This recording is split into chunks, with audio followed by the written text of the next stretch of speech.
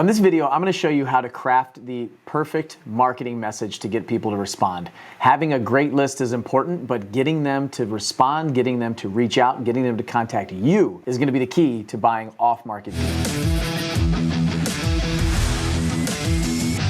I'm really excited to be here today. I'm pumped. I hope you guys are pumped up too. So we've been through 3 days. This is day 4. And right now what we've got going on is the first day we did our market analysis, right? So we went through 3 different markets. We talked about major metros. We talked about sub-markets. We talked about all different things and what to look for. And we ultimately picked Greensboro, North Carolina. You guys threw a bunch of cities out at me. I analyzed them. I showed you guys what I was looking for. People were asking, well, what looks good on the demand? And if I haven't covered that yet, and I think I did, but Pensacola, just as a review, Pensacola for me had about 1,000 buyers in the last 12 months. And that's created $1 million company. We've done $1 million or more in that city in 1 year as a pretty big company. So the opportunity, if you think about it, like how many deals do you need to do, right? And so if you're in a smaller city, it might be even smaller city, and there's only maybe 200 deals that have been done. Well, the question you ask yourself is, what's happening there? What is that data telling me? Is it a smaller city? There's still investors that are buying, but there's not a lot of competition. And maybe it's a bigger city where you saw some like Austin, where some folks were dropping in some numbers of their bigger cities that transacted in the last year in 10,000 or 14,000 deals, right? And so you just need a small piece of that, right? Like 1 or 2 deals, the opportunity of getting that is possible, but remember, you're gonna have to spend more money. So major metros, you're gonna spend more money to find deals. You're gonna be able to move them a lot faster and make bigger profits. Smaller cities, sometimes you might have to get deeper discounts, but there's not as much competition and you might not have to spend as much money. For context, we were getting deals in Pensacola for about $2,500 to $3,000 on average, spread out over time. And then we were double that and sometimes even more than that here in Nashville, in a major metro, $5,000 to $7,000 a deal over time. So you guys can see that. However, we were making double on the back end when we sold the deal. We're making double in Nashville than we were in Pensacola. So that's just a couple of numbers for you guys to get these ideas that first day, right? Market analysis. The second day, we actually dove in and pulled the lists. So we actually pulled lists the second day. And remember, I pulled a list basically looking at $1,000 budget and expecting to send that mail every month for direct mail. And I pulled just over 2,000 names. For you guys, you might be cold calling or texting or ringless voicemail or just going around getting the free list. I showed you guys how to pull some free lists in the county that I just found. I went into the county that Greensboro was in and I pulled some foreclosure data. I pulled some tax delinquent lists, and I can write those down. You can go drive for dollars. Lots of different things that we covered on day 2. Day 3, we covered what different marketing channels to use. And remember, we talked about the skill set that you have and then the resources that you have. And resources primarily being time or money. If you had both, even better. But you've got to have one, in my opinion. It's very rare that I see some people become successful repeatedly that don't have any time and don't have any money. And I know there's a lot of people that are selling stuff out there that say you can do that, but for me, like you've got to find something. And so then the goal next is, okay, you might be sitting there going, I don't have time or money. Well, really? Like, do you really not have any time? And do you really not have any money? Like, what are you spending your money on? Create a budget, start sacrificing some stuff, save. Can you come up with $1,000 a month? Can you come up with $500 a month and consistently market that over and over and over again? Because this is what you want to do. This is your goal, right? And do you really not have any time? Like, can you find time? How much time do you spend scrolling on social media? How much time do you spend? What do you do all day? So sit down and figure out, where does the money go and where's the time go? And I'm telling you right now, you have more resources. We all have the same 24 hours in the day. It's just a matter of who does more with it, right? And I'm sure you've heard lots of different quotes about that, but the successful people, really successful people in this world, are spending their time wisely, working on something that's creating wealth or memories for their family. Like, those are the 2 things that I try to spend my time on. But we're gonna jump in. So we did that. We looked at the different marketing channels. Your homework was to pick a channel. So in the chat, tell me, what did you pick? So what channel did you pick? Direct mail, driving for dollars, postcards, direct mail and texting, direct mail. Okay. I'm hoping that this is what that is for you guys. Like, not just the fact that I was picking direct mail, you say, I'm doing the same thing. This is my best channel. The thing that I like about it is I can grow, I can scale, I can adjust it, I can really dive into the data, and I can hone in on what I see. So, okay, Facebook ads, direct mail, postcards, texting, paper lead. Tony said paper lead, cool. All right, so the next step today that I want to talk about is more, I really want to get into a little bit deeper understanding of who we're marketing to. Because if we're going to start marketing, whatever you're doing, and it's really funny because I was going to go look up some text messages that I got, and we're going to work through the messaging today. And I just got one like 20 minutes ago. A wholesaler sent me a text message for one of the houses. And so I want to read it to you guys, and we'll talk about kind of how does that sound if I was getting it? How would I feel? And this morning, I'll tell you when I got it, I kind of laughed, and I'll tell you why in a second. Who's our avatar? That's where we need to start, right? We talked about motivated sellers. So we're looking, our goal, remember what we talked about yesterday as a review. I want to get in front of someone with my postcard, my text message, my phone call, whatever it is, at the time, remember, at the time that they feel something, right? There's got to be something. People buy stuff based on emotion, logic, and fear. So buying and selling, we're going to be selling our services, right? We're going out to them with our services, and we're looking for a response from them. Emotion is the primary driver of everything that we do. So if you guys think about the last thing that you bought that was a little bit bigger ticket purchase, think about what you did. Some emotional connection that you had with that item or the way it was going to make you feel or the thing that it was going to do for you probably caused you to say, I want this thing. And then you justified that purchase with logic, typically. It's usually how it works. And if there's a sale going on, the fear is a time-based fear that they're like, the sale goes away on Tuesday, and you're like, I gotta make this decision, right? So emotion, logic, and fear is usually the cycle that people go through when they buy something, right? So for the seller that has something going on in their life, and we'll talk about the avatar in a second, but there's some emotion that they're feeling that causes them to respond in a certain way to you. So if I got a postcard in the mail and I was feeling a certain way, like, man, I just need a way out of this problem that I have, right? I need a way out. What is my way out? I get this postcard, and this person sends me this postcard, and there's something written on it, and I read it, and I'm like, oh my gosh, they're like speaking directly to me. I need to call this person, right? Or if I don't feel that way when I open my mailbox, I take it and I throw it in the trash. Or I might be one of those people that has a bad day, and I'm gonna pick up the phone, I'm gonna call you and be like, take it off the list. How do you even know how'd you get this thing in my mailbox? What's wrong with you? I hate you. I'm gonna come find you, and I'm going to murder your family, right? Anybody gotten calls like that? we have to. So there's some emotion that's happening in their world, right? And so our goal as marketers is to get this item in front of them when they're feeling that certain way that they're interested in selling their house, or even at least talking to us to get to know us, to build a connection to potentially sell their house to us, right? So our goal as marketers at this point is to figure out who those people are, right? So we pulled a list of what I thought in that city that could be some of those people in that group, right? Remember, our list is important.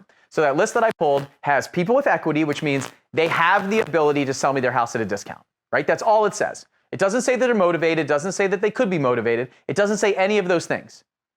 All we pulled was a list that says they don't live at the house that I'm mailing to, and they have equity. And they're in those 2 zip codes that we're looking for. That's it. That's all it says, right? So now we are throwing a pretty wide net over those 2 counties, or those 2 zip codes that we pulled from me in Greensboro, North Carolina, to say there might be some fish in here that I want to catch and I want to fish for. And now I want to look at what that avatar is. And so this, a lot of times, learning what you're going to learn today will help you dial in the lists that you pull, will help you dial in the way that you speak to the people that you're marketing to. If you're just getting started, you're not going to have any past data. And remember when I clicked on that button on in ListSource that said standard data that gave me all that stuff, like age of the home, bedrooms, bathrooms, square footage, all that stuff that it listed in my list that it gave me, all that data. The reason why I clicked that is because I want that data for the future. I may not need it right now. How many bedrooms, bathrooms, square footage, total assessed value, all that stuff. I may not need that right now, but I want it in the future.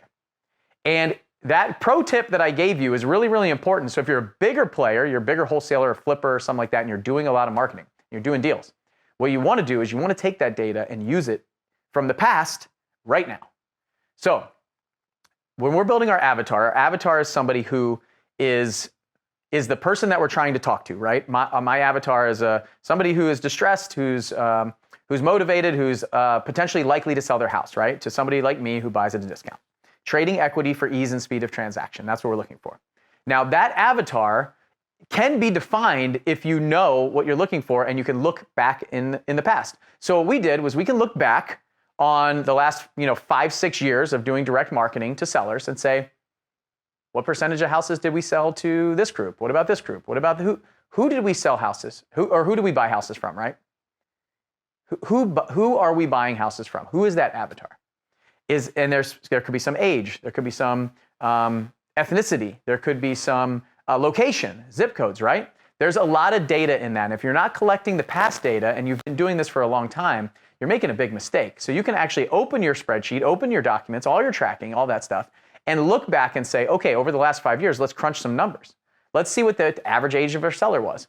Let's see predominantly where they live. Let's see if we have all of their problems in our CRM. What was it? Was it foreclosure? Was it medical history and problems? Was it, did they all have really bad credit? Was it probate, like where a lot of people dying and we bought houses from all the people that were dying? Like where are you buying the majority of your houses from? And maybe it's a couple subsets, right? And so that can then say, okay, I'm gonna actually direct my dollars there. If you're brand new, I want you to learn this now so you can continue to build it going forward. And as you do, 10 deals this year and 20 deals next year and 100 deals the year after that, and you grow that business, I want you to look at this right now and say, I need to start tracking my data. And if you don't have that data and you are a wholesaler or a flipper that is doing a lot of marketing and have been for a long time, then start today. Start right now. Get as much information as you can. Get all the equity percentages, get all the, get ages if you want to. There's an option to put ages on there. It's gonna cost you an extra half cent with our deal. But there's a lot of different things that you can get from this, right? And so as you start collecting that, you can look back and say, okay, this is my avatar. So for us, typically, it's an older customer for us. It's an older person whose house we're buying. It's not usually a 25-year-old kid. It's not usually somebody in their 30s even. They're usually like in their 40s and up. And a lot of times it's like over 50 or 60.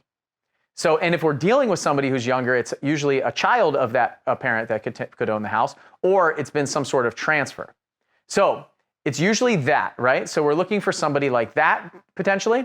And then usually what we see is these are people with equity. So we have tracked equity for a long time. And the reason that I put that equity filter on there is because we don't buy a lot of houses at low equity.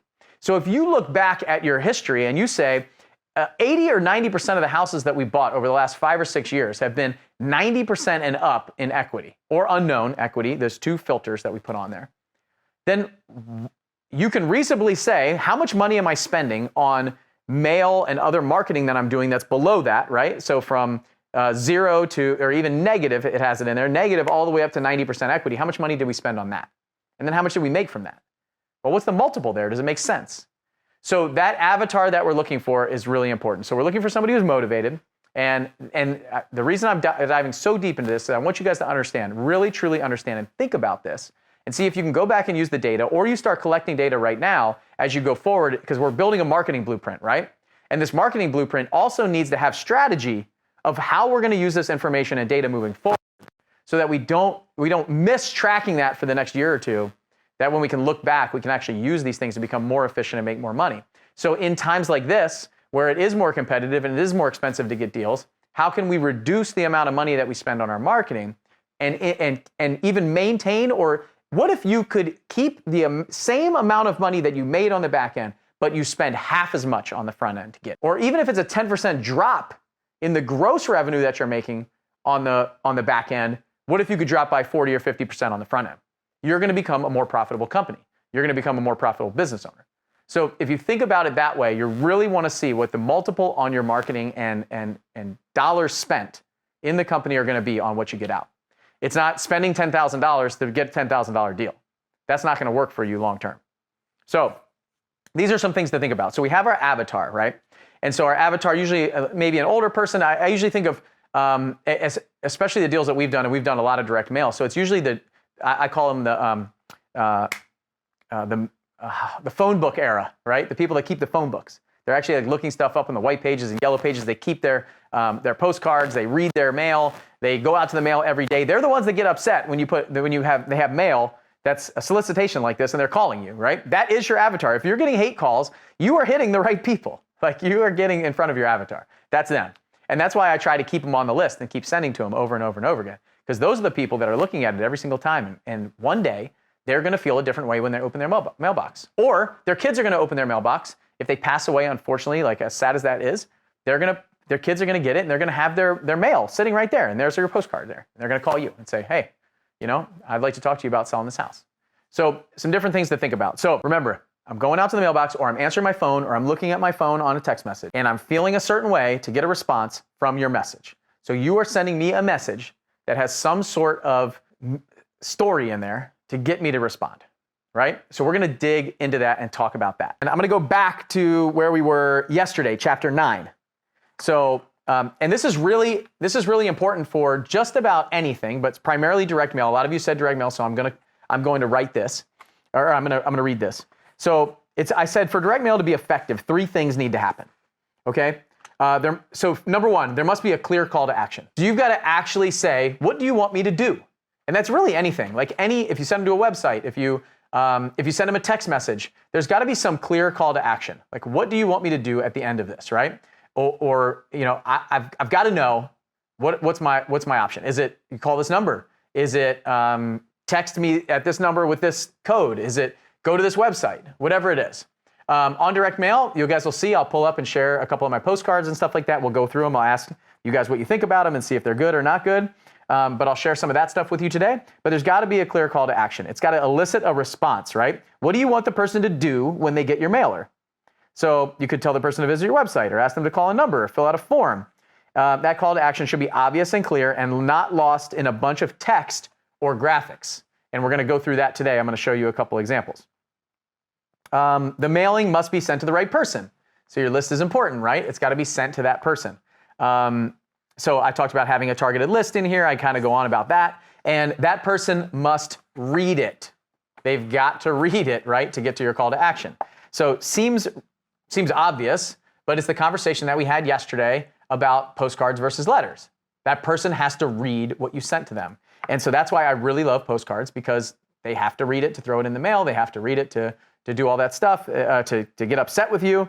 And so we go from there. So those are the 3 biggest things that I see. And the messaging is important. So remember, who are you talking to?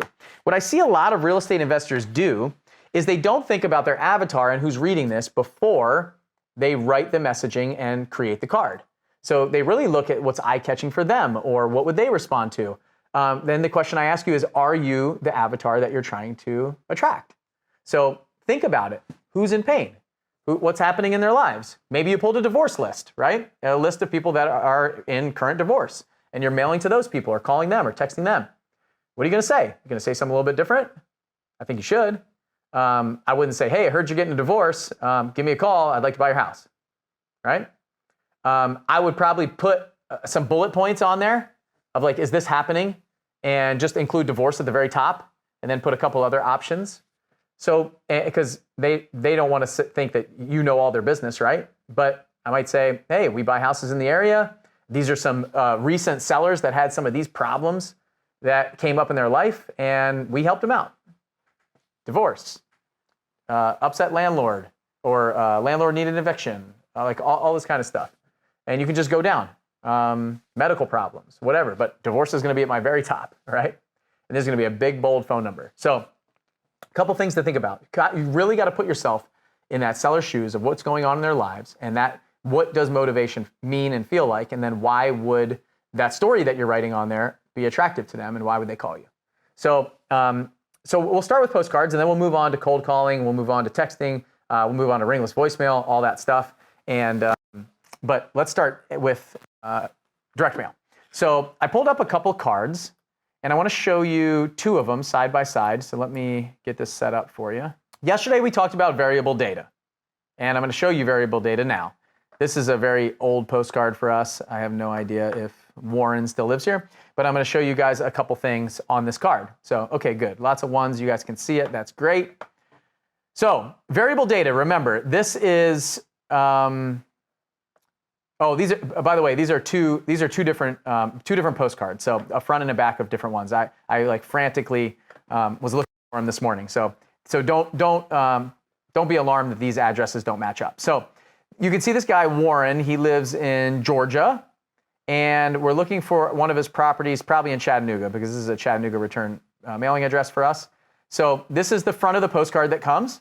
I'll show you a couple things that I did here. We put our logo on there. Remember yesterday I talked about, and you guys can give me as much feedback as you want in the chat, some things you like about this, some things you don't like about it as I go. I would love to hear that because then I can engage with you and talk about what I think. So I want to buy, so in big bold letters on this side, we got a very clear, like bold, not necessarily a call to action, but it's like urgent notice, something's happening here to try to elicit a response or somebody to look. Like if you got this urgent notice, maybe you'd be like, what's going on here? And you might read a couple lines and be like, okay, if you're not interested, you're like, this is garbage. If you are, then you would at least read it. Maybe it's from a water company, maybe it's from a electric company, something like that, right? And remember, it's not you, it's our avatar. So what is the 70-year-old lady who just walked to the end of her driveway that's maybe an eighth of a mile out there, right, on a hot day that opens this, that's not feeling too good and sees this? Is she gonna read it or not read it? You know, that's kind of the way that you want to think. So what's going to happen? So here's the address of the house, 198 Willowbrook Drive. So remember, variable data, instead of just saying, I want to buy your property, period. I want to buy your property at 198 Willowbrook Drive. And the company that does our postcards, they put all of this stuff in.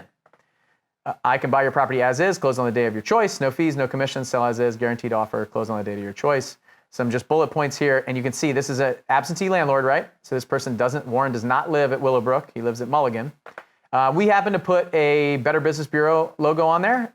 We just actually recently removed the Better Business Bureau. We stopped paying them. I won't give a ton of feedback on it, but if you're getting started, I don't necessarily know that that's important to spend that kind of money, like $400 or $500 a year for this logo, but that was ideally trying to get us some. There was a time a few years ago where I feel like it gave us a leg up. I don't know that I necessarily agree with that anymore. And there's a lot of people that go directly to the Better Business Bureau to complain about us because of that logo.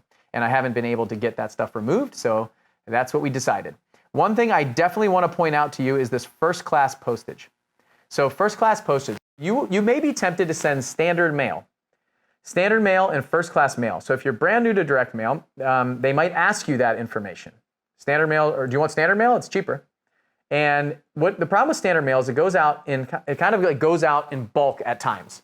So you don't necessarily know. You can't predictably know what day it should hit the mailboxes, which means you might not know what day the phones are going to ring. So what I know with first class mail is it's pretty consistent. Now, we had like an ice storm. We had a bunch of problems with the Postal Service lately. I won't get too deep into that, but it was a little bit less predictable for a while, and it seems to have gotten back to normal. Where if we send it out, we know that in a day or two, depending on what sorting facility it goes to, that it will be delivered in just a day or two. So if we send it out on a Friday, we can know that our phone should ring on like Monday or Tuesday. And so that is how we can consistently know that our cycle of calls, we might need to staff up a little bit on Monday and Tuesday, and then it should filter off a little bit, and then we're maybe doing more follow-ups later in the week as a team. And you could also know that for your full-time job, your structure, things like that. So that's the front of this card. On the back, it says, I'm interested in buying your property, and just assume this is 198. That happens. I'm looking to buy more houses in your area, can pay cash, kind of like bolding cash, bolding as is. If you're interested in selling, you can avoid the typical cost and frustration. I buy as is. No more waiting for the right buyer with the right offer. Call and learn how you can sell your house hassle-free. Just give me a call this week with a few more details about your property. I'll do a little research. Set a time, make an offer. It's that easy. Very Dee Dee Huey was a lead manager of mine a few years ago. This is an old postcard and our website and our phone number. And so we also put the U.S. Navy Veterans logo on there. So that is, for me, down in Pensacola especially, we're a veteran-owned company. I served in the military. I'm in my 19th year in the reserves. And that's got great feedback down in Pensacola and ideally makes me stand out a little bit. So what makes you stand out? I write very respectfully. Member, that's usually how we sign our names in an email and letters and things like that. So just kind of backing up this. So my feedback on this, and I'll just talk through it a little bit. I think there's too much writing here. I think there's too much. I think this phone number needs to be the biggest, boldest, brightest thing on the card. Tell me what you guys think. So Lorana said, I liked it as type with logos. I handwritten ones out because they look unprofessional. Different avatars, i.e. younger sellers might like it. So yeah, my feedback on that, when I started doing this in my company, I would send a doodle handwritten, like real sloppy postcard, and then I would alternate to a professional postcard like this to try to hit both people. So which means, and I was also only mailing every other month. So I would pull, instead of a list of 2,000 like we're doing today, I would pull a list of 4,000 and send it out, basically send it out over 8 weeks. So my budget would go further and I'd have more people on my list. So ideally I'm basically fishing in a bigger pond, right? And so I did that in the beginning. And what I don't like about that, thinking back to it, is that they didn't get a consistent mailer from me. So my response to that question, I get it a lot, is like, what's the best mailer and all this stuff. I think the best mailer is the one that you send over and over and over again. And I want them to get the same thing over and over again. Because the one was like from Bill, right? Bill, the guy who buys houses down the street. And the other one was from Blackjack, which is a company. And so every 4 months, they were like, oh, Bill's sending me one every 4 months. And then they're like, oh, Blackjack's sending me one every 4 months. And maybe it's every 2 months if you alternate them and mail to them every month, right? But I want the consistency. I want them to know that this company, this same person is sending it over and over and over again. So it's just, look, if you put me next to another marketer, and Mike Simmons and I always go back and forth all the time about this. And we just have, sometimes we'll have different views of what works for us. And so that's some of my theories. And remember, I'm always just gonna hypothesize and then test and then pivot. So hypothesize, test, and pivot is like my 3-step cycle that someone shared with me years ago. And I love it. Hypothesize, test, pivot. Okay, the right card has more emphasis with some white space. Yeah. First card looks too busy. So these are very kind of like busy. So good feedback. I think the message should be short, consistent, to the point, and very clear. And then where's the number on the second card? So these are the same card, Jeff. This is the front of the card with the address, and this is the back of the card. So these are not two different cards side by side. This is the same card. I'm sorry, I apologize. I just didn't have the back of this one on Willowbrook Drive. So this is the same card, front and back, that you can see. So these are some of my theories. So I'm gonna come back to just me. So I've got this new card now, and I haven't put it up yet, but we had this theory. I'm just gonna go back because I didn't know where the audio dropped. So as a company, we thought maybe that the card that we were sending, we could send something better. So we came up with this kind of 3-step, like our process, the Blackjack way, right? Like the EOS teaches your marketing messaging, and the EOS way, you create this steps that you go through. So we had this concept that we wanted to try a different card. This was a couple years ago. And so we tried this card. So I'm gonna share this with you, and I'd like to get your guys' feedback on this. So we were sending that one, and then we started sending this one too, basically split testing what it would look like. So remember, we're talking about the avatar, we're talking about the messaging. So here it is. This is the front. You can't really, it's got some variable codes on here, but it'll have the name here. It has featured on AT, Better Business Bureau accredited. Actually, yeah, I'm gonna scroll, I'm not gonna write. Like our stars on Facebook, or the Google logo, those kind of things. We had a couple houses that were featured on HGTV that we did, trying to build off some credibility. And so this was a name, right? So Bill, we want to buy your house at 123 Main Street. And then we took 2 testimonials. So Amy had an amazing testimonial for us. I still remember buying her house. And then Karen had another amazing testimonial. So we took some comments from some testimonials that we did at the closing table. And we wrote those out, got approval from them, put it on the card. And then we had our phone number here and our website here. So this is the front of the card. First class postage. And then this is the back of the card. So while I'm talking through this and you guys are seeing it, I would love to hear your feedback on what you guys thought. We Buy Houses Fast, how it works. Customers love our 3-step Blackjack process. Schedule an appointment, get a cash offer, accept, and get paid. It's that easy. What makes us different? Easy, no hassle process. We buy as is, no repairs needed, no realtor fees or commissions. We create unique real estate solutions, so cures. We cure your problem, basically. Great reputation and credibility, helped over 300 sellers at this point, A rating with the Better Business Bureau, veteran-owned company. Blackjack Real Estate, we guarantee an offer with every appointment. Put our logo here again, and then call us today with our phone number. So logo, stuff like that. So what do you guys think about this card? And just assume it's yellow, it's purple, it's pink, whatever color you want. It's just the same side by side. We're gonna split test these cards. This one versus the first one that I showed you, because this is exactly what we did a couple years ago.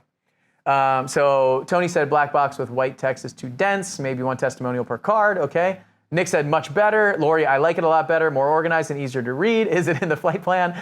Yes, it is. Jeff likes this card, referrals, bullet points, those kind of things, right? Keep it coming, keep it coming. Same with the back, needs more white space. You resist reading it, there's good feedback. Looks too retail, Colleen said. Gerald likes this one, like this one. Phil likes it a lot better. I would read this card, nice distribution, allows to focus on important info, says Juan. Clear call to action. Okay, so a lot of positive feedback for this one, right? Same thing, when I saw it, I was absolutely awesome. Like, this is going to kill. So Jennifer said, what was the first one? I'll just show the first one. Let me see if I can get the first one and the second one kind of side by side. Okay, so here they are pretty much side by side, right? And just this is the side that most people are gonna read, right? Too much color. With the second one, so Christina said, I like the other one. So she liked the first one, I think. I like it right now. People calling one an offer. This shows them the steps. The flow is nice on that card. Okay, so I thought the same thing. I saw it, we created it. I was like, this is awesome. Like, this is going to absolutely kill because we've been sending the urgent notice houses wanted card for like 2 years, 3 years. So what we did was we went both sides, right? Side by side, and split tested this to our audience. And there was a 66% drop in response. So let me just, remember when I said that I tried lots of different colors, right? I tried red and yellow and pink and blue and all these different things. And I couldn't really see a noticeable change in the data, right? We look at calls, we look at appointments, look at number of deals we did, make a change, track it, right? Hypothesize, test, and pivot. So my hypothesis was, what if I send a pink card? That's gonna stand out. Everybody's sending yellow cards. I'm gonna send a pink card. This is like 5 years ago. Send a pink card. It's like, we're getting this almost the same amount of calls. Maybe it's a little bit different, but it could be people are out of town, or it's the summer, or there's all these other things that are happening, right? So typically it's really hard because you don't do these tests in a vacuum, right? So as like an engineer and scientist, I really want to figure out how to just change a couple variables. But there's so many variables in the human condition that get people to pick up the phone and call. It's hard to tell when there's a noticeable difference in response rate and things like that. This one had a massive drop in response rate. And I'm talking by this one, I'm talking about this card that all of you, or most of you loved, including me. I saw it, I went, oh my gosh, this is going to absolutely kill. It's gonna be great. So then I had to ask myself, why is that? And I want you guys to ask yourselves the same thing right now. Why did that card perform significantly lower than the one that you look at and you're like, urgent notice houses wanted, like this, everybody sends this card, it's overplayed, it's got too much information on it, it's all this stuff. Yeah, so Laura, you want it in the flight plan. You do not want that card, trust me. You don't want that card. And that's why it's not in the flight plan, because you don't want the card. And without context, you would have used it and spent a lot of money and wasted a lot of money. That's why you're in the mastermind group, right? That's why you come to Flip Hacking Live, and that's why you let other people spend money instead of you to learn this stuff. So for us, so we got 3 times the calls that we got on the other call that we got on this one, Jeff. That's what it looked like, okay? So it was a massive difference. And so what's the reasoning? You guys put some stuff, in my opinion, they're both plain and ugly. Yeah, so, but the funny thing is our opinions don't really matter. And that's the biggest, less emotional response, 1980 design. I wonder if I had a point in my previous comment, probably having a little more text showed it was more impersonal and personal. Too much ads, not personal enough, could have been timing. Kyle, it was not timing. Like, we let this go for I think 6 to 9 months. So 6 to 9 months, wild, right? Like, we were committed to this. I was like, no, something's off, something happened. Maybe our cards didn't get there. Maybe they didn't show up. Maybe they're lost in the mail, all that stuff. Another pro tip that I didn't share with you guys is put yourself on every single mail drop that you do. Spend the 35 cents or whatever it costs you to send the mail and put yourself and your house on there so you know the exact day that it shows up at your house. So every single mail drop, put your address and your name on there and send it to your house so you can get it, okay? Another pro tip that we didn't talk about. Well, you said person to person, DD versus business, stuff like that. So here's my thought on it, my feeling on it is this card right here, it looks like a coupon card. Like, it looks like the stuff that you get from Domino's, Pizza Hut, like a coupon, things like that. We get a lot of this stuff, right? And somebody said there was like a very clear call to action, but there's no real like attention grabber to it, right? There's nothing that's like, I want to read this. It's like a bunch of, it looks like an advertisement. It looks like there's some logos here, it's a company, and I turn it over the back. Remember, they're just gonna look at it quickly. Where does your eyes go? Okay, they're buying houses, like how it works, is this a coupon? Is this $2 off? So what I thought was gonna be really well performing, I think turned out to be more of a corporate type coupon card that they've seen over and over and over again. It doesn't, and remember, your avatar, who is your avatar? Now, you could argue that the avatar, the older avatar is coupon clippers, but not for We Buy Houses Fast, maybe for like Captain D's or Pizza Hut or something like that. But it didn't have a very specific like wow factor that pulls you in, that says, oh, I gotta read this, something's wrong, something's happening here. And that call to action is not always just necessarily that, it's like a call to attention, like a CTA, like bring your attention over here. You gotta look at this. Remember, it's that hook that brings them in. I need this hook to bring them in and get them to read some of it. So I think that's what happened here. And so we just kind of tossed it after 6 to 9 months and went back to using this. And this is the card we still use right now, the silly urgent notice houses wanted card, because it brings people in. And there's a lot of people that in our mastermind group that use a doodle card. It's like a little house that's drawn by hand and an arrow and stuff like that. But one thing that I will say is you need those big, bold calls to action, like the phone number, that kind of stuff. I would definitely make this a little bit less wordy, those kind of things. But hopefully you guys see, my goal in showing you all that was just our lesson learned.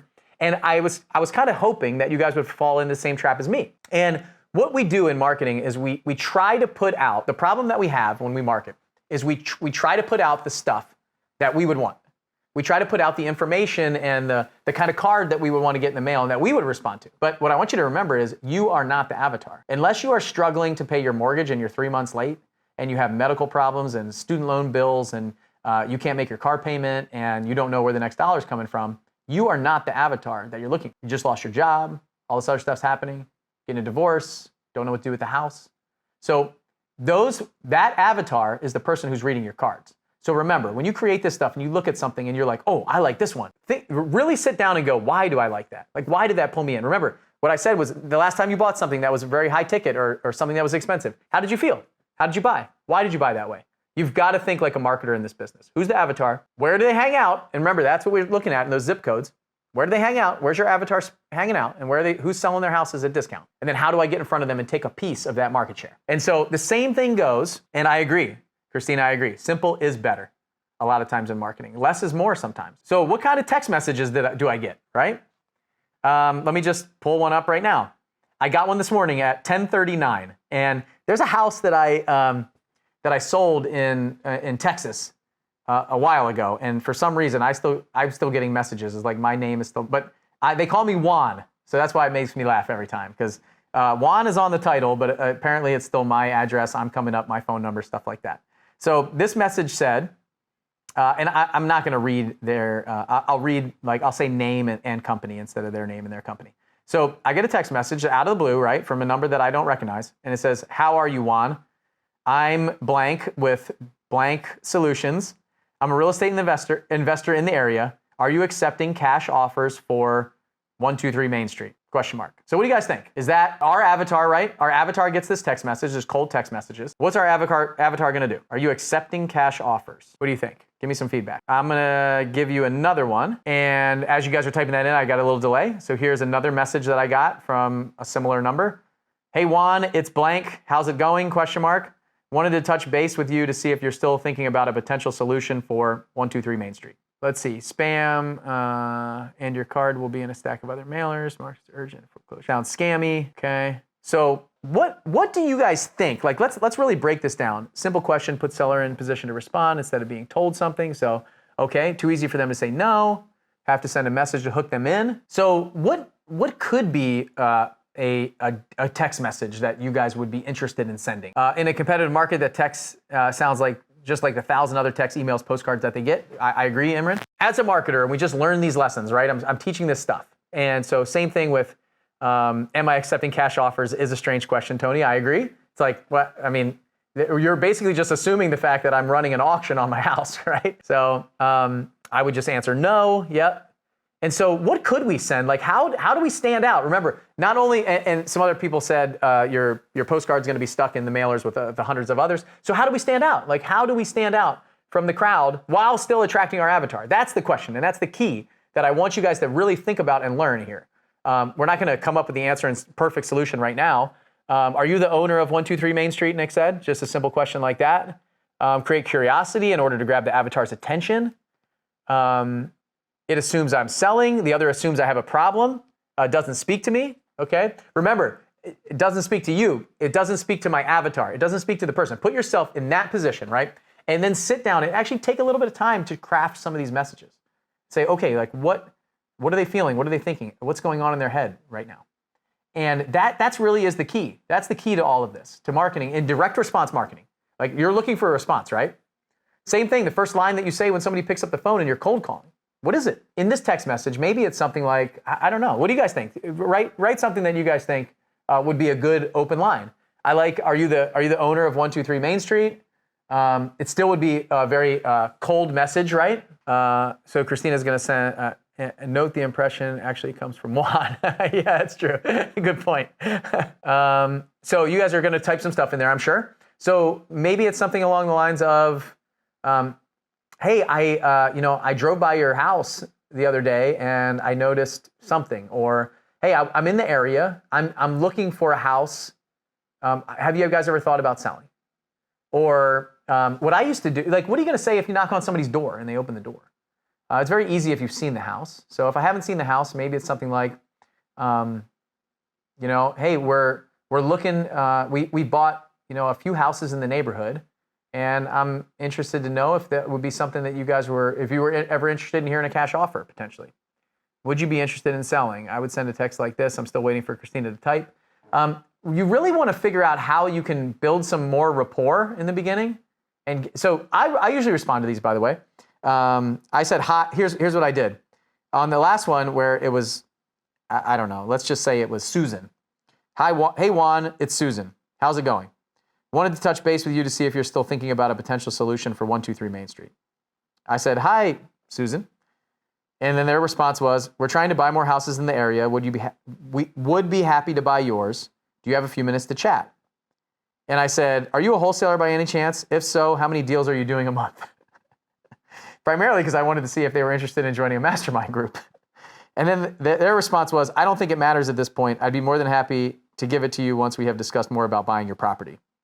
And I said, well, my name isn't Juan and I don't own that house anymore, but I would be interested to talk to you about how many houses you're buying per month. And no response. So that's kind of how that transaction went, because I'm always curious, right?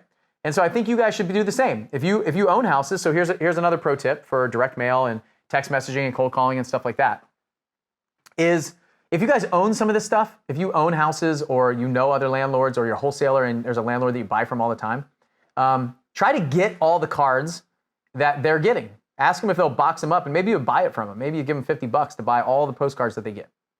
And if you want to figure out how to stand out, figure out what they're already getting and then do something different. Or find out who the biggest player is in the market that is doing really good deals and model their card, right? Because they wouldn't be sending it if it wasn't working that well. So it doesn't mean you have to do, because you might end up with a card like we did. And just because you're trying to do something different. So a lot of people try to just completely do something different or go off on their own, like we did. We tried to innovate and we tried to do something different with a hypothesis, right? We tested it and then we pivoted out of it. So think about that. What are some things? Is it working? Is it not working? I always try to study my competition. Who else is in the market? What are they doing? What kind of cards are they sending? What's their marketing tactics? And one thing you might think about is if the biggest player in the market is just destroying direct mail and sending 2 cards a week or 2 cards a month to 120,000 people, well, maybe you should text or maybe you should cold call, some other things like that. One problem is that most texting platforms has a ton of restricted words. That's exactly right, restricted words and phrases. So you've got to figure out what those are. And usually most texting platforms will like flag your message if they think it's going to be flagged for spam because they're really, really good. This is blank. I'm looking to acquire local properties. So a lot of times you can't say like house and property and sell and those kind of things. We really like blank. When is a good time to give you a call? I like some of that for sure. And just I think the key here in cold calling, texting, ringless voicemail. So ringless voicemail I'll cover in a second, but cold calling and texting, I think it's really important to try to build a connection in the beginning if you can, like with something, and try to soften your message a little bit. Don't go straight to. Remember, in marketing, you can't. This is a big commitment. This is a big conversation, right?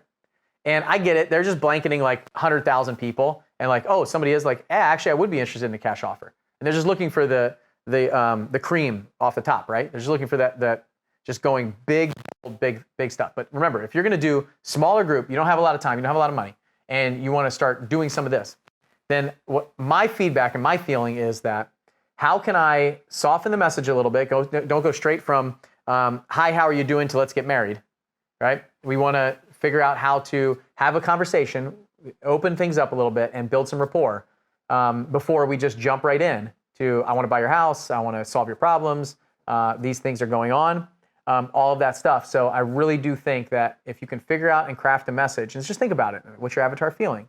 And if it's an older person, they might be like, the first question is, how does this person get my phone number? Same thing that when they get their mail in their mailbox. How does this person get my phone number? What's going on? So maybe you disarm them right from the beginning. Is, hey, I got your phone number from the white pages or from the public records. It looked like you might be interested in selling or buying houses in the area. If you ever thought about selling, I'd love to have a conversation with you. That's it, and just see. And I would test different messages.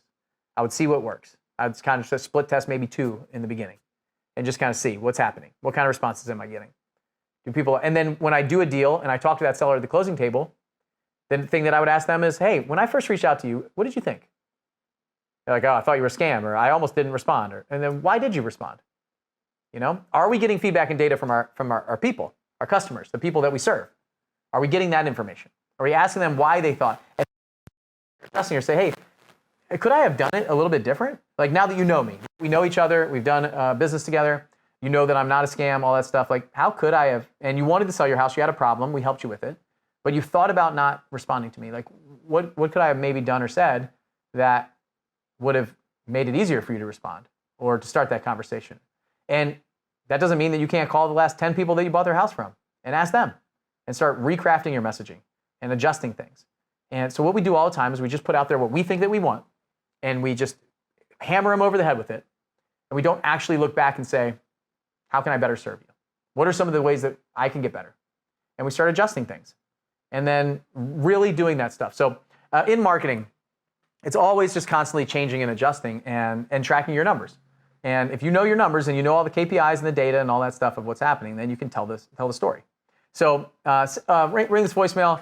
I think it is really important. Like, I've gotten some pretty good ones lately. I've gotten like this guy who just sounded confused, and he's like, hey, I'm trying to buy some houses in your neighborhood. He's like, older guy, sounded confused. It was hilarious. I thought it was great. Like, I think it was one of the best ones I've ever heard, and it would probably get a response. He's like, hey, I'm looking in your area for some houses. Had like a southern accent. We're down here in Nashville, and he's like, I was just calling to see if maybe you would ever think about, selling it or anything like that. If you have ever thought of that, like, I would love to be the first person that you call and talk to. It was just like so comfortable. It was like my grandfather calling me and leaving a message. It was really cool. So just think about how you can adjust and tweak those kind of things to talk to your avatar, to say who that is. And he didn't sound professional. He sounded a little bit spacey and like he was a little uncomfortable making that call and stuff like that. And I thought it was brilliant. So adjust those things. Remember, hypothesize, test, and pivot. That's what I'm gonna leave you with today on this stuff. So it's really that kind of thing. You've really got to think about what that is. Same thing with your pay-per-click stuff. When you're looking at keywords and you're looking at what people see, there's got to be calls to action. There's got to be very simple areas to go to. And you've got to really put yourself in that avatar. That avatar is probably up at 2 o'clock in the morning, just like Googling stuff, like trying to find things. They've got a lot of stress going on in them, or they're on their phone. Are they on their phone more often than they're on their computer doing that? Make sure that you have a really great mobile site and things like that. So all of these things come into play when you're marketing. Once you have identified your avatar, have your list, and set up to direct mail, how many times, how often, and for how long do you mail that list before you run another, even when using all the same filters? So that's a great question, Dwayne. And in fact, you know the house that they're texting me about. Once you have that avatar, you have your list, you decided direct mail, text, cold calling, whatever that is. So what my answer to that is how often, how frequent do I want to get in front of? My feedback to all of you guys, and it's a very simple answer, is get in front of that person as often as you can, based on your budget. Think about it. Honestly, if I could get mail in front of somebody every single day, then when they wake up, like yesterday I woke up and I felt really, really good. This morning I woke up and I was stressed out. So if I got your card yesterday, it's going in the mail, going in the trash. If I got your card today, I might give you a call because I wasn't feeling too good this morning. I got a lot going on. I was putting stuff together at 4:30 in the morning for this, right? So that's my feedback to you guys, is really try to figure out how often you can get in front of them. I would say no less than every other month. If you do a cycle every 6 weeks because you're trying to stretch your budget, if you have a small budget every 6 weeks, I think that would be reasonable at this point. But and we do it every month. Like I'd like to do every month. If I could do every 2 weeks and I could justify the spend, I would. Like, so the test becomes, and what we used to do, so what we did before was I did every other month. So this was the split test that I did. I did every other month for a long time. And then, so they were getting a call 6 times a year, every other month. And what if I could send them a mail piece every month? If I send it every month, it would be twice as expensive to send the same number of people, right? But could I make more than twice as much money? So that was the question the hypothesis that I had. And at the time, it was a couple years ago, like 2 years ago, I split tested this, maybe 3 years ago now. It was true. I was able to make more money by sending every month.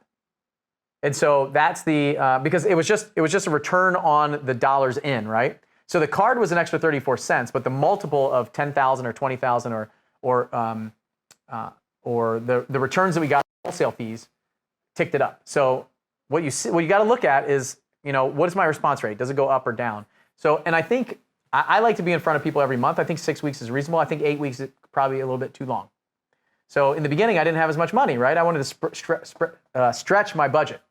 And by doing that, what I did was, when I stretched my budget, I was able to send to twice as many people with the same budget than I could with if I sent it to them every month. So that's what I did. Is it too harassing to contact the same property owner in several ways, direct mail, text, email, etc.? No, I don't think so. I definitely don't think this is harassment. And what I want you to think about is, so the people do feel like, some people feel harassed, but remember, you're sending a lot of cards and you're just hearing from the people who are frustrated, right? It's like the bottom 1% or something. So what you feel on this at this point is those are the people that are getting upset and they're the most vocal, but they're not calling Pizza Hut, they're not calling Domino's. Like, you're just a direct mail marketer. It's totally legal to do what we do.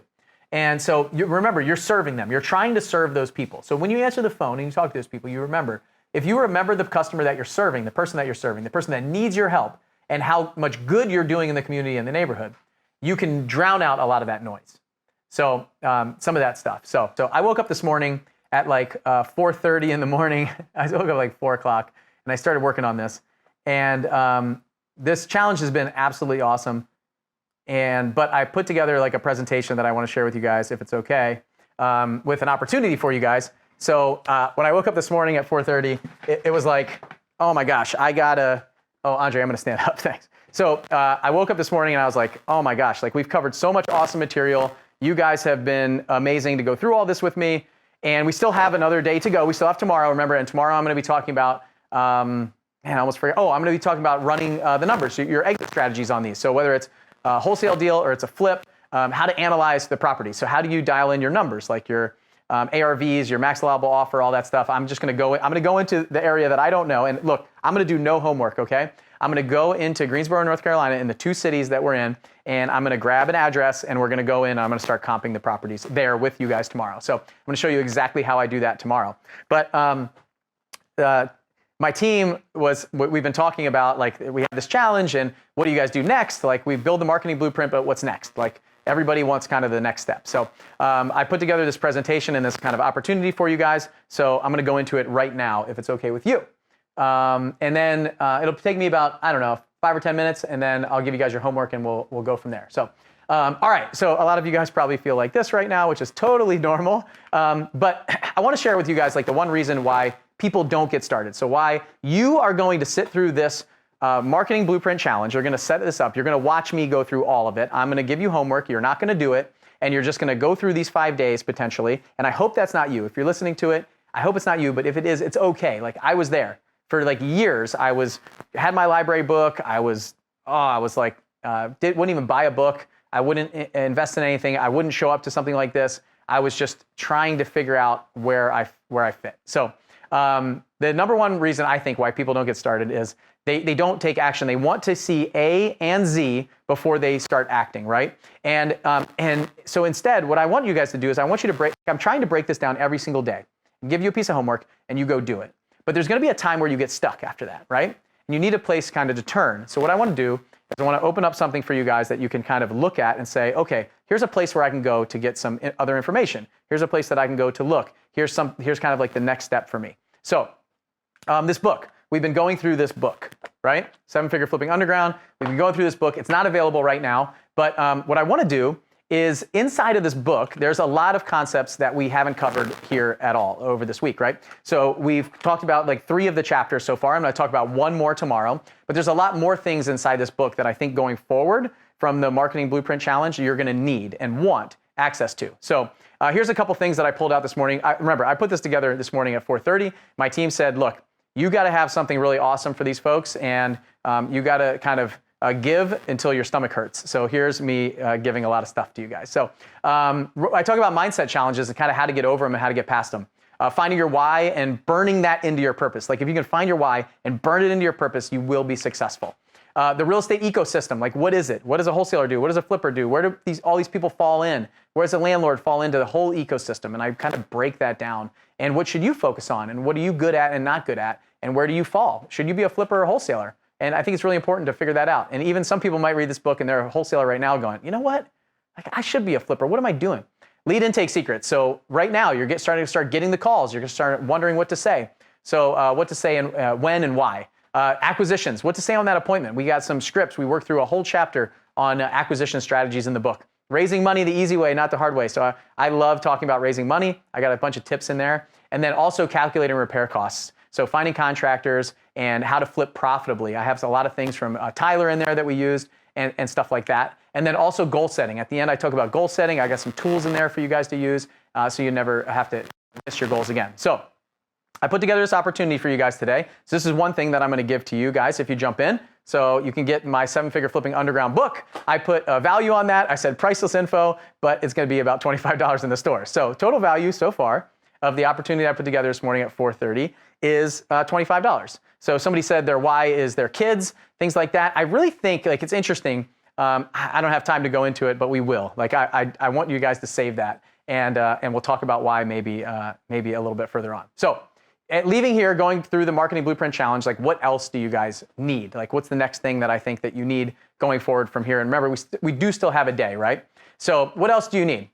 What about how to talk to sellers and get contracts signed? Like, what do you say when they call you on the phone? Because you're going to leave here, you're going to send some direct mail, you're going to start texting. There's going to be somebody who's going to say, yeah, I do want to sell my house. And you're like, oh my gosh. I still remember the first time that I sent out direct mail, I got a phone call, and I did not want to answer it. I hate talking on the phone. It scared me so bad. I almost didn't answer it at all. I was so uncomfortable on that call. I wish I had it recorded because I sounded like a bumbling idiot, but I took that step and did it, right?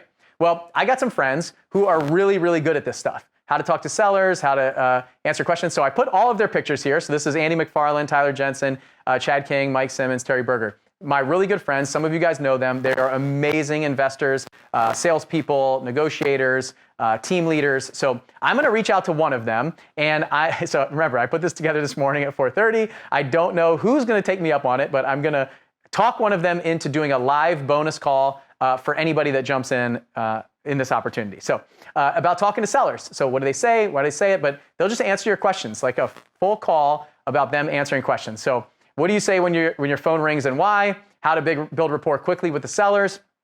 How to set the appointment so they actually show up? Acquisition skills, how to negotiate with sellers to get the price that you want and need.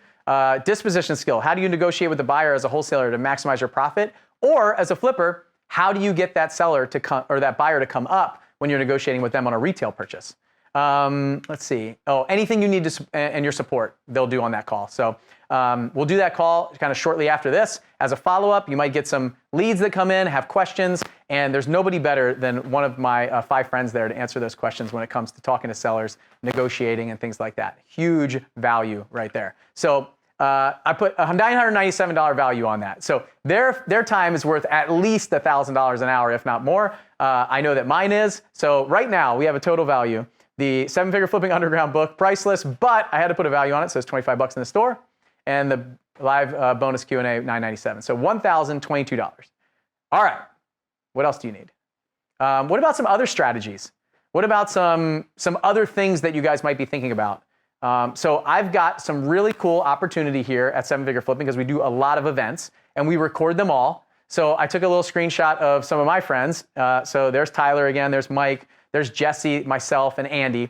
And we've done a lot of different events that we've recorded. So I put together kind of like a bonus recording package for you guys. And here's just a couple of them. There's about 10 or 12 recordings that I put together. And here's just a couple bullet points. So Tyler talked about turning a hobby into a real business. He gave a presentation on that recently.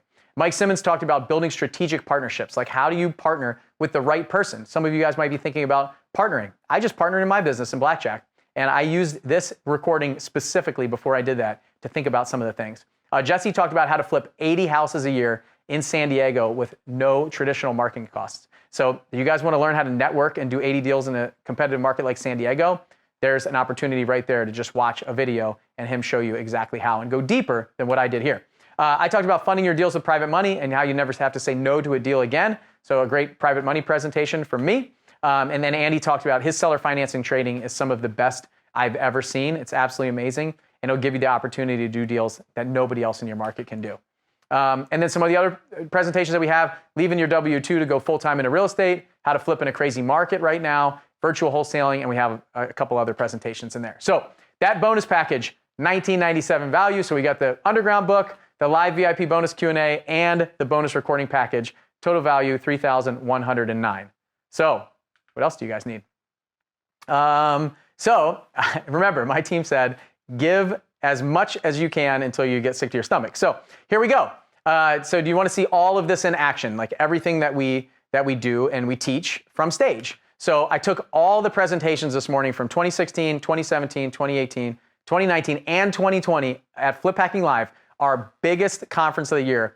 I took those presentations and we put them into a video series. So we've got them all into a video series along with the VIP bonus videos. And we've got all the recordings. So here's a couple things. I only took the recordings that are still current and working. So we actually cut out recordings that are like older, dated, not things that we're doing right now and working right now. So you don't have to go through 25 plus speakers at every single event. It's only the stuff in there that I think is valuable. So remember, what I want you to do is I want you to take the step that I've given you, but at some point you're going to hit a wall and you're going to want to go somewhere to watch something or learn something. And all the titles are there. You can see exactly what they're talking about and presenting on and implement it in your business. So over 40 presentations that I took out of there from investors in the trenches right now building their business. Every speaker is doing 6 or 7 figures in their business right now, and they're exactly where you were just a couple of years ago. So exact systems, strategies, techniques, tools. If you've been to Flip Hacking Live, you know what it's like. It's all the recordings from the event that are current and important right now from me. So I put a value of $2,495 on that. So about $500 per event. I'm sure my team thinks we've never sold them in the past, but thousands of dollars they're worth for sure. People pay $1,000 just for a ticket to fly down there. So the 7-Figure Flipping Underground book that nobody else has, by the way. Nobody else has this book. $25 in the stores, but priceless live VIP bonus Q&A, $997. The bonus package recording, $1997. And then 5 years, every single Flip Hacking Live that we've done so far. 5 years of Flip Hacking Lives in video, $5,604. Whew. What else do you need? So the biggest thing here, all of this, like everything that we're doing, the next 2 months leads to Flip Hacking Live, right? Everything, that event, if you've been there, type in the comments if you guys have been there. It's absolutely amazing. It's going to be incredible this year. I'm working on the lineup right now. I'm locking in all the speakers, the content, the strategies, all that stuff. So this all is about Flip Hacking Live, and that's where we want you to go. And that is the biggest thing that I want to talk about today. So who's it for? You might be saying, is this for me? So beginner, somebody who's never flipped or wholesaled before, but you want to figure out how to get started, this is for you. This event is incredible.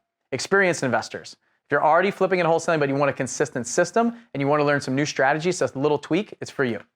Real estate agents, if you're done with the tiny commissions, I remember Terry Berger's story. He's tired of being an agent. He wanted more control and freedom and wanted to become an investor. It's for you. Landlords who want more cash coming in, so bigger paychecks from flipping. like you're tired of kind of saving up for that down payment, and you want to learn how to flip and wholesale and do some other strategies, or maybe you just want to learn how to market to buy more houses for yourself. W-2 career professionals who want a serious side income. This is absolutely for you. Like, I remember, man, I wish that this event was going on when I got started. I just went right into a mastermind group and couldn't attend something like this. So people who want to get out of the 9-to-5 so they can live on their own terms, absolutely for you. So here's what it looks like. This was 2019. 2020, we were virtual. We're going back to in-person this year down in Orlando. So that's our live event, House Flippers and Wholesalers. So a lot of people are talking about it. So talking about it in the chat, going through it. Been there, great event. You walk away invincible. What a mindset shift. Awesome. Went to the 2019 event, literally changed my life. Flip Hacking Live is amazing. It's amazing. So glad to be able to attend live this year. Andre, let's show a quick, can we show a quick video? Can you do it? Hey, it's Bill again, and I want to personally invite you to our biggest event of the year, Flip Hacking Live. If you could copy the exact deal sources, marketing strategies, negotiation tactics, and business systems of the most successful house flippers and wholesalers in the nation, how would that change your business?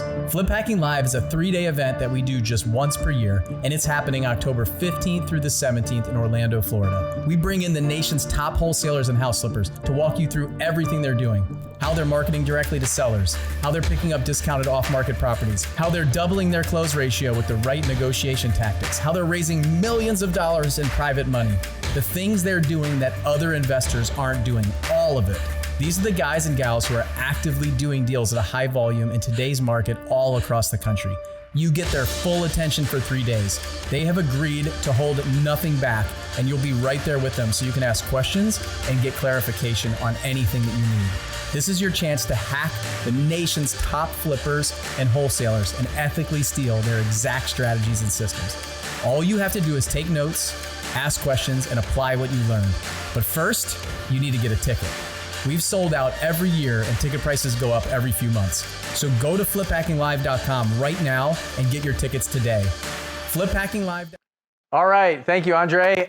There was some cool music and some talking. I couldn't hear it in the studio. Hopefully you guys heard it. So this event, it is once a year we do this. We basically open the doors and I put our mastermind members up on stage, other people that are in our community up on stage to just share openly about what it's like everything. I say, if you want to speak on that stage, you've got to give the goods, and everybody brings it. They don't hold anything back. It's not, here's half of it and you can have the other half later. So we get them together for 3 days. They break down their entire systems and strategies and how they're doing hundreds of deals a year. So let's see, Flip Hacking Live 2021.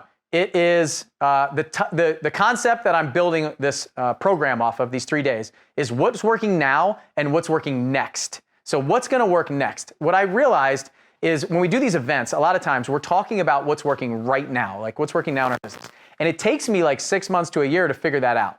So by the time I'm sharing it, it's working for me, and the cheese might be moving or have already moved, and it's starting to become more well-known and starting to go. So what I'm challenging all of our speakers with this year is to say, okay, I want you to continue to share what's working right now so you guys can use it in your business. But I also, since you're running a big business, you're running a business that's doing 7 figures, multiple 7 figures, right? One of the biggest house flippers and wholesalers in the nation. Well, what are you thinking about doing next? Like, what's your next plan? And where are you gonna go? Or what are you thinking about and adjusting based on the market or what you're seeing in your business, so that they're looking to see where the cheese is gonna move to, and they're helping you guys, like the couple hundred people that are gonna be there, go with them.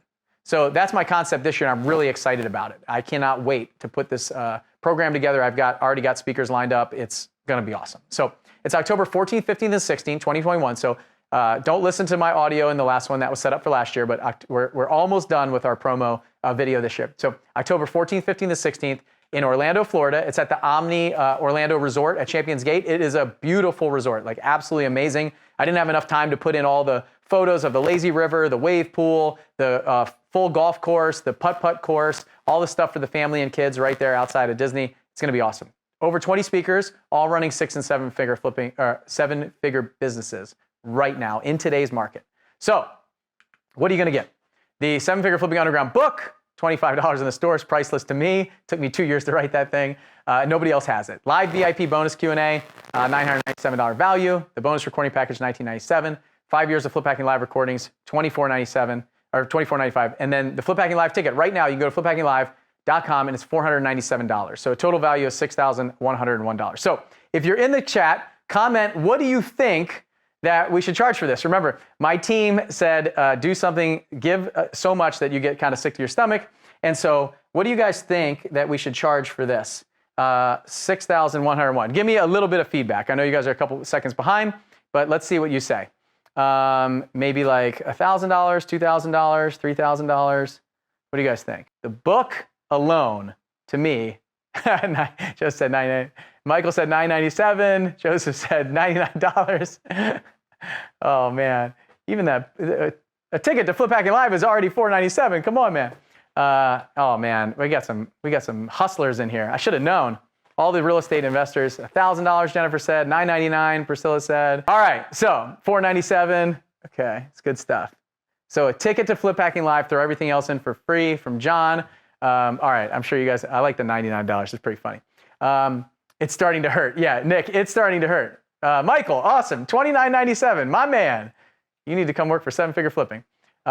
Oops, I hope Jennifer said $10,000. All right, so what you're gonna get, the Seven Figure Flipping Underground book, the live VIP bonus Q&A, the bonus recording package. So remember, that bonus Q&A is gonna be Andy, Mike Simmons, Terry, Chad, somebody. I'm gonna talk somebody into doing it and just giving amazing value for at least an hour. Everything else, you guys will have access to this all the time in a membership site that you guys can look at anytime you want. 5 years of Flip Hacking Live recordings, which is unbelievably valuable. And then the Flip Hacking Live ticket for this year. So there's only 100 of you, but there's 600 people in here. So other people watch. So for $397, so I beat most of you, the $99, I don't know. So you can get started right now. You can guys take me up on this opportunity. I really think this is the next step. But what I want you guys to know is this is about Flip Hacking Live. I don't want you to buy this if you're not gonna go to Flip Hacking Live. This is a Flip Hacking Live opportunity for you guys to buy your ticket, go to this event, and change your life. So you've really got to think, like, what's next for you? What's the next step? And to get on an airplane, fly down to Orlando, network with a bunch of other real estate investors, to get out of your comfort zone, to go somewhere and put yourself out there where you are going to further your business. Like, what is the dedication to this business? This is a free 5-day challenge. Are you doing the homework? Are you committing to this? And what I want, the way that we set this up, and the reason why I do something like this on a challenge like this is because you're here, you're showing up, you're watching, you're paying attention. This opportunity is not outside of this challenge right now. This is not getting emailed to our giant email list. This is not for everybody, right?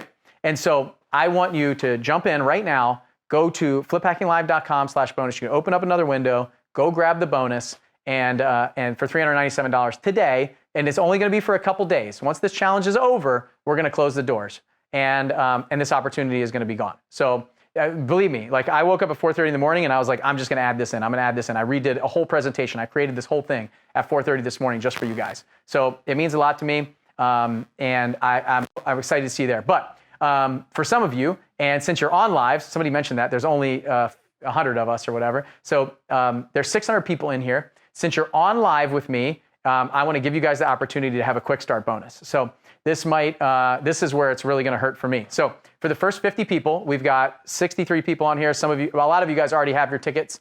But if you're watching this on the replay, you better go to flipackinglive.com/bonus and jump in and be one of the first 50 people, because I think you need something else. We've talked about it already. We talked about it on Tuesday, is list source, right? It's not cheap, right? So it's 18 cents per name. That's what it cost me, and it adds up fast. So for the quick start bonus, for the first 50 people that jump in, I'm going to give you guys the list source discount for 1 year. So we got seller names for 3 cents, right?